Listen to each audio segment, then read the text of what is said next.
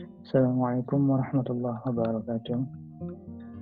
Alhamdulillah rabbil alamin, wassalatu wassalamu ala asyrafil anbiya'i wal mursalin wa ala alihi wa ashabihi ajma'in.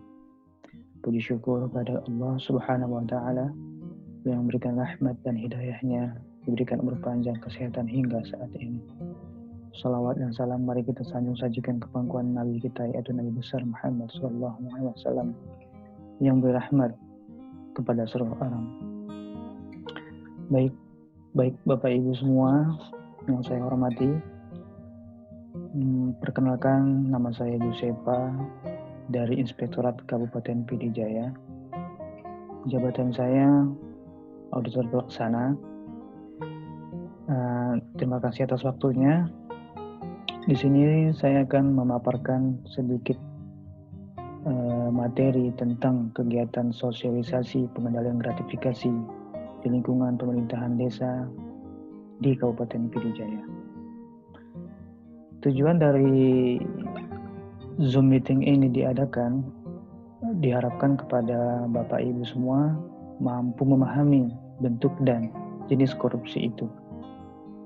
Kemudian setelah melihat video ini, Bapak Ibu diharapkan mampu memahami bentuk jenis korupsi sehingga punya keinginan untuk ikut serta dalam upaya melawan dan memberantas korupsi ini.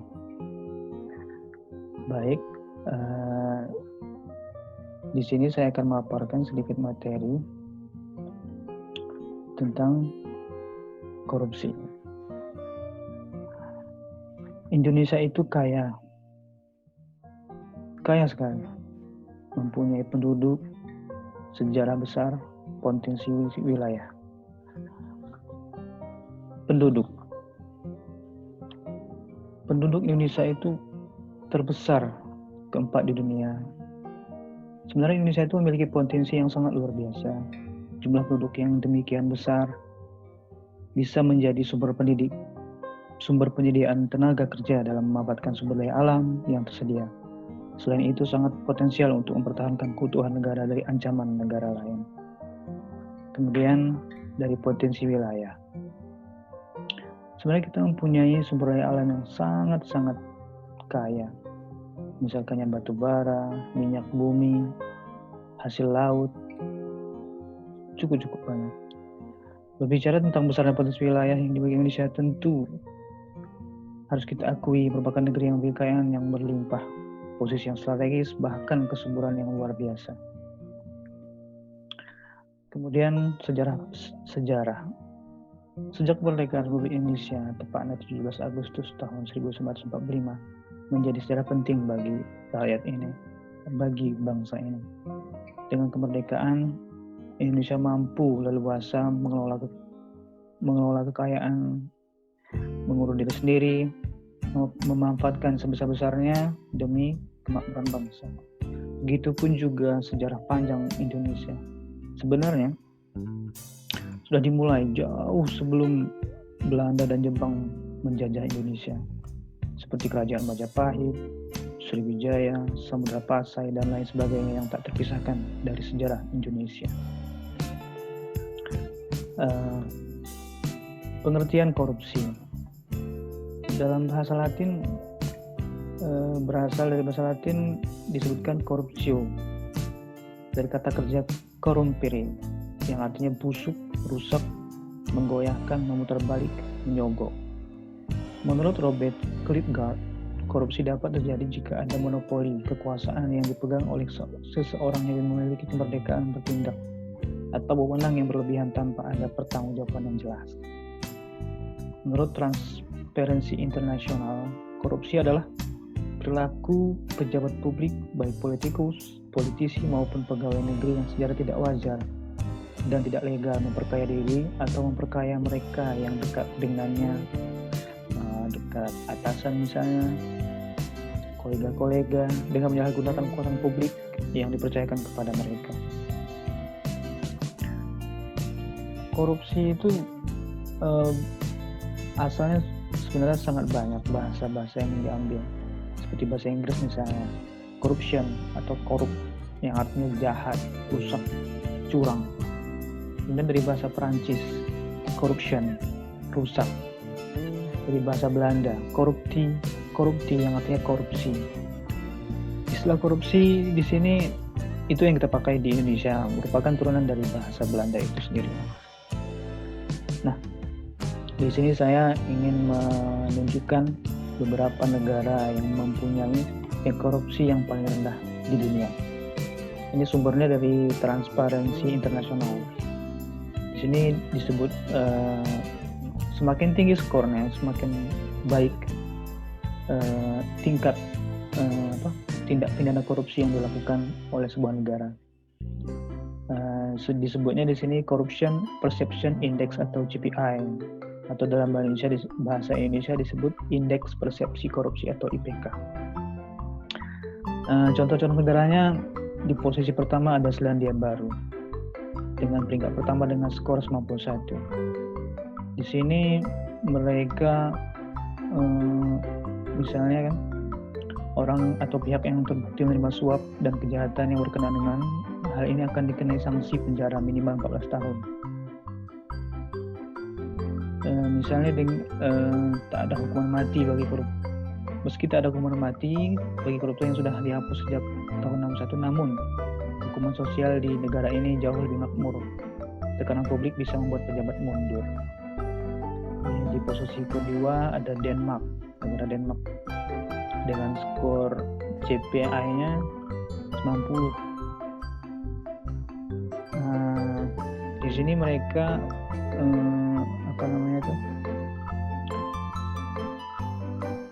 misalkan ada parlemen mengenalkan para pejabat di Denmark sebelum dilantik menjadi semacam aparatus sipil negara kalau di Indonesia, dan bekerja di pemerintah. Mereka mendapat tes khusus di bidang KKN, sehingga ke depannya mereka bisa membedakan mana yang menjadi milik pribadi dan mana yang milik negara. Yang di posisi ketiga ada negara Finlandia dengan skor 85. Sistem peradilan di Finlandia ini sangat diawasi oleh negara. Hampir tidak pernah ada kasus warga negaranya yang melakukan suap kepada hakim. Dan bisnis di negara ini memiliki tingkat kepercayaan yang tinggi terhadap sistem pengendalian. Kemudian dampak korupsi. Dampak korupsi dalam berbagai bidang sektor. Dampak korupsi ini sebenarnya sangat berisiko sekali. Risikonya ya fisika seseorang misalnya. Nah, di sini kita akan bahas dari bidang ekonominya. Di bidang ekonomi, dampaknya biasanya turunnya produktivitas, pertumbuhan ekonomi dan investasi lemah, kualitas barang dan jasa rendah, pendapatan dari sektor pajak menurun, utang negara meningkat. Kemudian dari sektor sosial dan kemiskinan. Dari dampak korupsi ini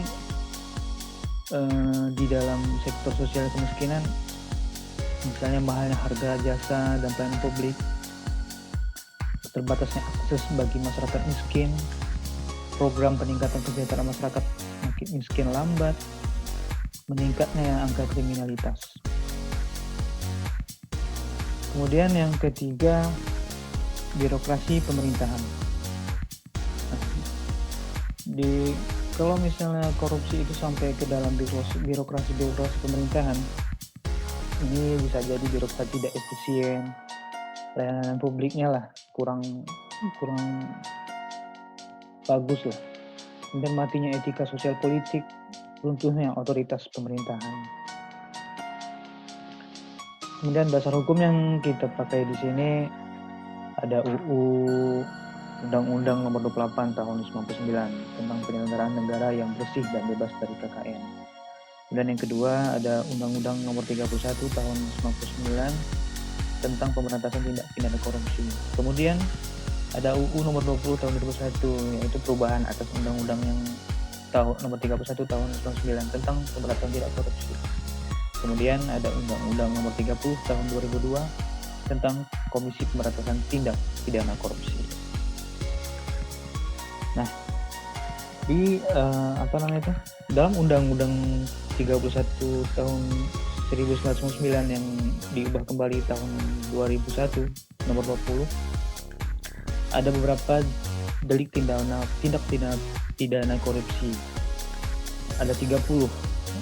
Di sini ada menyuap pegawai negeri, memberi hadiah kepada pegawai negeri karena jabatannya, pegawai negeri menerima suap, pegawai negeri menerima hadiah yang berhubungan dengan jabatannya, menyuap hakim, menyuap advokat, hakim dan advokat menerima suap, kemudian hakim menerima suap, advokat menerima suap, pegawai negeri menggelapkan uang atau membiarkan penggelapan, pegawai negeri memasukkan buku dan pemeriksaan administrasi, pegawai negeri membiarkan orang lain merusakkan bukti, pegawai negeri membiarkan orang lain merusakkan bukti, pegawai negeri memeras pegawai negeri yang lain, pemborong membuat curang, pengawas proyek membiarkan perbuatan curang, pemborong membuat curang, rekanan TNI atau Polri membuat curang, pengawas rekanan atau TNI Polri berbuat curang, penerima barang TNI atau Polri membiarkan perbuatan curang.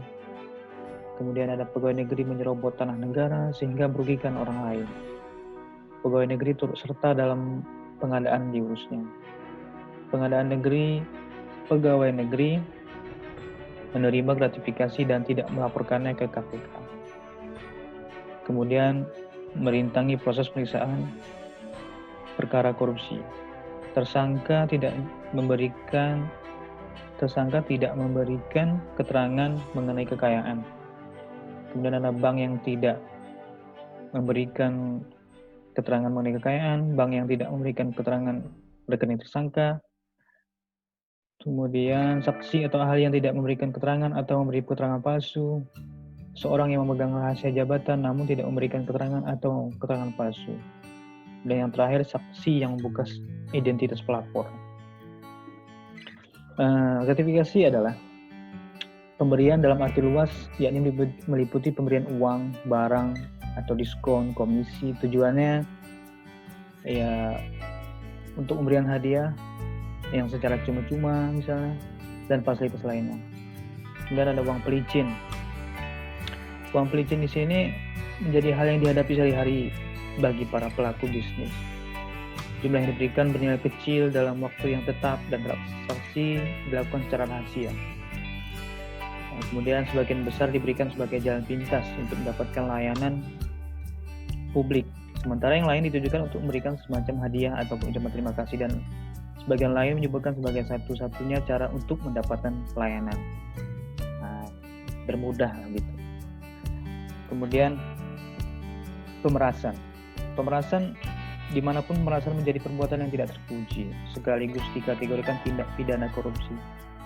Apabila seseorang pegawai negeri memiliki kekuasaan dan kewenangan, lalu dia memaksa orang lain untuk atau melakukan korupsi, sesuatu yang menguntungkan dirinya sendiri, perbuatan dianggap korupsi. Dan yang terakhir, suap. Suap sangat populer sebagai upaya meloloskan ataupun meloloskan suatu harapan, keinginan, kebutuhan si penyuap dengan memberi sejumlah uang. Aksi suap banyak dilakukan para pengusaha dan dianggap sebagai aksi yang umum melibatkan pejabat publik ketika menjalankan bisnis. Nah, yang terakhir ini ada integritas. Nah, kita sebagai ingin melawan anti korupsi itu, untuk melawan korupsi itu kita harus mempunyai integritas yang tinggi. Integritas sendiri artinya adalah salah satu pilar penting sebagai membentuk karakter anti korupsi. Secara harfiah, integritas bisa diartikan sebagai bersatunya antara ucapan dan perbuatan. Jika ucapan mengatakan anti korupsi, maka perbuatan pun demikian. Dalam sehari-hari di masyarakat, integritas bisa pula diartikan sebagai kejujuran atau ketidakmunafikan. Nah, dalam integritas ini ada nilai-nilai integritas, yaitu ada 9. Yang pertama, jujur. Jujur berarti lurus hati, tidak bohong, dan tidak curang. Kemudian ada peduli, yaitu mengindahkan, memperhatikan, atau menghiraukan orang lain. Kemudian ada mandiri, yaitu tidak bergantung pada orang lain. Kemudian ada disiplin, yaitu taat terhadap peraturan baik tulis maupun lisan. Kemudian tanggung jawab. Tanggung jawab itu siap menanggung akibat dari perbuatan yang dilakukan, tidak buang badan. Kemudian ada kerja keras, yaitu gigih dan fokus dalam melakukan sesuatu, tidak asal-asalan. Kemudian sederhana, ya biasa saja, bersahaja, tidak berlebih-lebihan. Kemudian ada berani, yaitu mantap hati dan percaya diri, tidak gentar dalam menghadapi bahaya, kesulitan dan sebagainya. Kemudian terakhir adil, yaitu berlaku sepatutnya, tidak sewenang-wenang. Nilai-nilai integritas ini sama halnya dengan nilai-nilai anti korupsi. Kalau kita sudah mempunyai nilai-nilai integritas yang tinggi, maka mudah-mudahan korupsi itu bisa dilawan. Nah, kesimpulan dari materi ini, tindak pidana korupsi digolongkan sebagai kejahatan yang luar biasa atau extraordinary crimes. Hal tersebut dikarenakan karena telah melanggar hak-hak sosial dan ekonomi masyarakat yang akan menimbulkan kerusakan besar bagi kehidupan masyarakat dan bernegara. Pemberantasan korupsi tidaklah mungkin dilakukan oleh satu pihak saja, namun butuh kerjasama dan komitmen bersama. Oleh karena itu, APIP, aparat penegak hukum atau APH, serta aparatur desa senantiasa harus bekerjasama dalam melawan korupsi. Ya, itu saja mungkin yang bisa saya sampaikan. Lebih dan kurang saya ucapkan terima kasih.